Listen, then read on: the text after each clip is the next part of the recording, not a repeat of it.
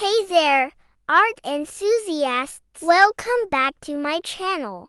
Today, I'm excited to guide you through the process of drawing and coloring a cartoon parrot. So, grab your markers and pencil, and let's get started. First, let's sketch out the basic shape of our parrot. Once you've got the basic shape down, it's time to add some detail. Draw the beak, eyes, and feathers. Don't forget to give your parrot some personality with a unique expression.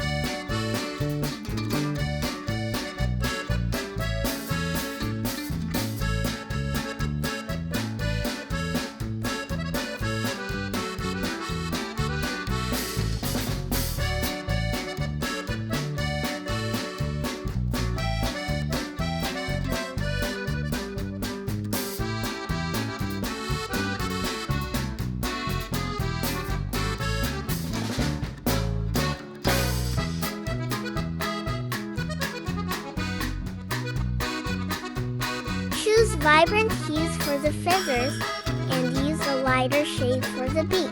You can even add some patterns or designs to the feathers for a more intricate look.